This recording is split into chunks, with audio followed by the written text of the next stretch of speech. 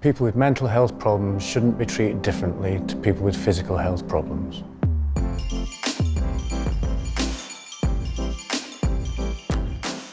I had a patient who was convinced that she had bowel cancer. I saw this lady, and I'm not exaggerating when I say once a week, for 10 years, about the fact that she was convinced that she had bowel cancer, which she didn't. And every so often it would be a certain amount of time since she'd been investigated, so we would re-investigate her again. Of course, what did that lady die of? Bowel cancer. She thought she had it for 10 years when she didn't have it, but then when she did get it, I think there was probably a bit of a delay in investigating that. You've got to be cautious. I think it's when you label patients and then don't reassess it. It's always a good idea to put fresh eyes on something every now and again. Unfortunately, I do think they are treated differently, mental health patients, from maybe mainstream patients.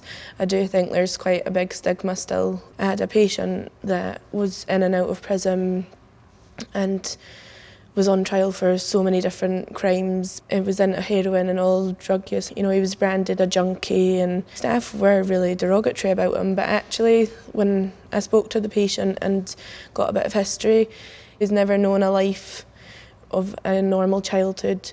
So you can understand why he's led down that path, and I think some people forget to look at the bigger picture. Yeah, the amount of trauma that some people have had to put up with throughout their lives, and maybe still are at that moment in time, but you think, how have you even managed to get this far in life? How have you survived? It's shocking.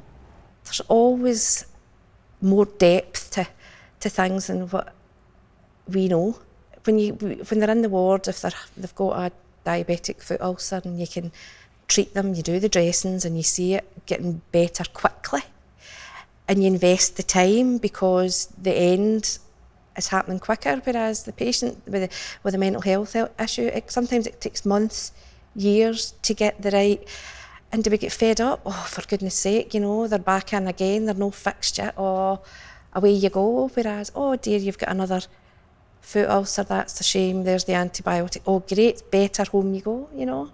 There's no quick fix for mental health, and I think it's folk get fed up with it, which is a shame. Sometimes patients do get labelled. You know, if you have mental health issues, it's going to take longer. The person is awkward. You know, it's going to be a lot of bother. And, you know, because of that, sometimes I think a little bit of avoidance creeps in. Try to be honest about that in our own practice and work with my staff to make sure that people who use the pharmacy service are given the same opportunities. I was working with a patient recently, and got him into voluntary work. And the volunteer coordinator, because it's one of the furniture stores, she asked the chap, have you got any physical health issues? And he's like, no, but I've got some mental health issues. She went, oh, we've all got mental health issues. And that was it. She wasn't interested in his diagnosis, and she didn't mention it again. Because on the flip side, you can get, oh, mental health, oh, I don't know if, oh, no, I'm not sure if we can, we'll have to speak to my manager. And instantly that puts that person, oh, well, there's no point in coming here, Craig, let's just go out, I don't want to stay, let's just go. And if people have that active conversation and not make an issue out of it, then it'll spread through society, hopefully.